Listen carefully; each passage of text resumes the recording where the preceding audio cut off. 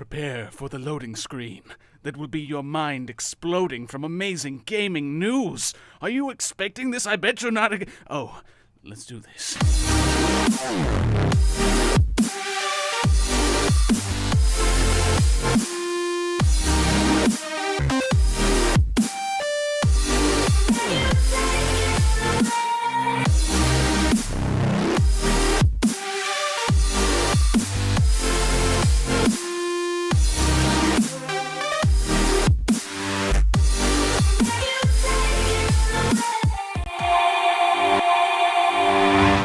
Hi and welcome to Respawn TV. I am again your host as every week, and I am joined alongside by the great Brendan McKenna, who is so closed-eyed, I guess, right now. He's like he doesn't. You were looking into the light. I didn't know. What was no, wrong. I was looking at the whiteboard there. It says KNWT is a pizza for you and me, and that's what I'm gonna say is my starting line in the show. Welcome to Respawn TV. We've missed you. SpongeBob reference. Of course, this is your number one source for all the video gaming news as well as tech news because we just got it like that. And if you don't like it, you're not American or whatever nationality You're probably a caveman, which I've heard is Polish. Ooh, shots fired. Let's start it off with Killzone Shadowfall available now. For Ooh, the I like PS4. that. I like that. The sequence. It's available now for the PS4. And the PS4 is coming out November 15th. Yeah, so why is the game releasing now if it's... Because they got it like that. Because the developer, along with Sony, well, I know that Sony is having their hand in there, so maybe they're like, okay, this is going to be our first official game. You know, every time that a new console comes out, they have that official first game for them. Maybe they're trying to do that, but I mean, who would go get a copy of that before they get the actual console? In the future, people are going to say, how did this new Killzone sell? And they're going to say, well, for the first 2 weeks, it was basically nothing. So it was a really terrible release, and they're just going to base it off the fact that the system wasn't out. And they're not going to make that much money as much as they plan to or like projected sales wise. And then I feel like it's honestly going to become one of those games that's like a value bundle. And the thing is, don't you usually base how many games you produce and put in stores off of how many consoles were sold? Yeah, probably not the brightest idea, even though this was by Sony themselves. They have high hopes, apparently, for whatever the PS4 is going to be. They're getting a little cocky, I see, and I don't like it. See? You want to be a star? It's interesting to release a game, though, before a console. I don't know if I've ever seen it. It's probably happened before, but I don't know if I've ever seen that happen and done right. It's kind of like pre-ordering, like before a console even happens. It's pre-ordering a game that you know you'll be able to play then. Yeah, but then what happens when you pre-order that game? You get the game, and then, oh no, funds are low. I can't get you that PS4 that you've been hoping for. Exactly. It's all kind of backwards and stuff, and I'm guessing they assume we have money to blow on this, but... It's a sad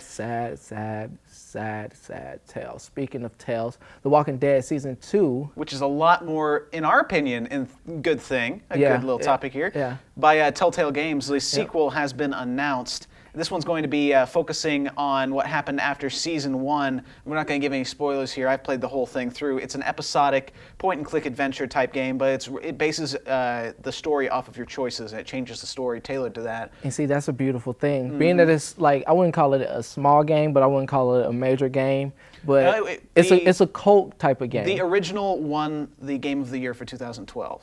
So this is a big sequel here. It's up for pre-order right now for $22.49 through Telltale Store and Steam, I believe. Again, like, I mean, this is just my opinion. I don't see it right now as one of those games like, you know, with the lines and all of these major pre-orders. But I think they did take some time into it, even though, you know, sometimes the games that come off of episodes or seasons of television premieres really don't do well, but this is definitely one of those that you can't hopefully argue, will do well. You can't argue with the fact that it won Game of the Year 2012. You can't argue with that. Can't argue with that. Even though, now that I'm looking back, there's not really many other games that stuck out to me in 2012. There's 2013. I don't know if any of you guys realize, but 2013 has been a year of big games. Big. It's been a year. It's that next gen. They're getting ready for it, but they're trying to also get their last month. They're trying to squeeze their last money worth. Speaking of that, afterwards, you know. Speaking of that, the new BioShock Infinite DLC, which is not going to be squeezing the money out of it. Burial at Sea is coming out November 12th. I say that because usually DLC is already locked into the game and it's already content that's in the game. But for this DLC, they made entirely new things. They started from scratch right after the game was released to make this DLC. It takes place in Rapture, which is different from Columbia in the Sky. It's back in Rapture with Bioshock Infinite's characters. So it's a mix of the two. But do you think it's worth the $14? $14, I'd say, from what I've seen, definitely. Like, as one, I've heard you get to play as Elizabeth, the female lead in the game. So this is episode 1 coming out. There'll be 2 parts to the DLC, and I'm definitely going to check it out. Well, I guess it's just based on the consumer. If you're a big Bioshock fan, then of course you'll go get that. Exactly, and they do say that this is realizing what they wanted with the original Bioshock, because with the original one, outside, in the underwater city, there's lots of windows, and you're seeing all the city outside. Yeah. In the original one, it was a bunch of textures out there. In this one, they had the capability to physically go out there and sculpt the models for every single building. So it's literally the city out there. The Xbox One dashboard was just shown off. Like a couple days ago, I was speaking with the producer of Project Delta, Trevor. You have a bit more to say about this, though, I watched it not too long ago, but I was talking to him, and he just said that he concluded that it's a fake. Oh, okay. As in, there was some voiceover done afterwards. Dodging away from PS4 and Xbox, we're going over to Nintendo, which is continuing their Pokemon spree. They have to. They have to, especially after these big reviews. Yeah, with another little spin-off of the game that isn't actually a full Pokemon game, but it's like a 3D detective adventure. Is this almost like a DLC? Maybe. I mean, they've done lots of spin-off games of the Pokemon series. They do well, though? Yeah, they like to go with different angles. Like, one was a strategy game, Command & Conquer type game. Another was an RPG adventure where you play as a Pokemon. So this is a new one here. I've heard that the Pikachu may actually be evil? There's like an evil Pikachu, apparently, that may be the villain of the game. How do you make Pikachu the villain of a game? Is that even possible? Any Pokemon could be evil if it's used the right way. Wouldn't the evil Pikachu be Raichu? Oh, are you saying that evolutions are naturally more evil? I mean, it looks evil, I more sense evil. some poke racism here. But racism. But I'm thinking it might be a bit like, I'm wondering how much this detective game... I'm sorry. Poke racism, go ahead. Pokecism or whatever.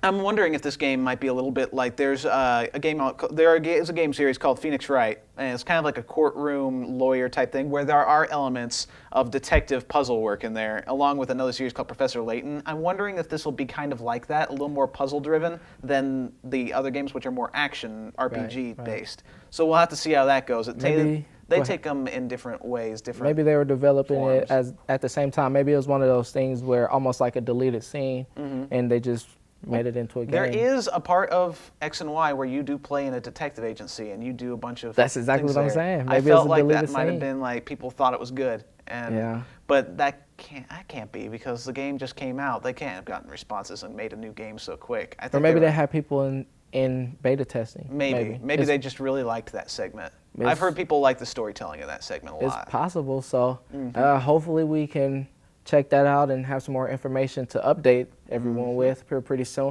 Coming up next is the G-Files Declassified by the one and only Alyssa Steen. Shall we check that out? Let's chop into a break.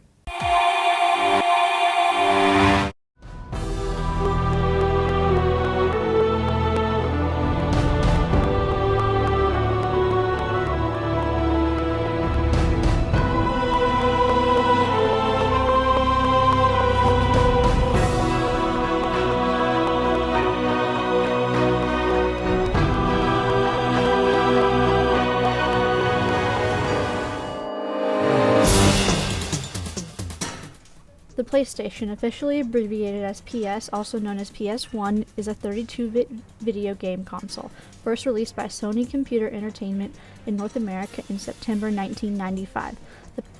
The PlayStation was the first of the PlayStation series of consoles and handheld game devices. As part of the fifth generation of gaming, it primarily competed with the Nintendo 64 and Sega Saturn. In 2000, a redesigned, slim version was released, called the PS1.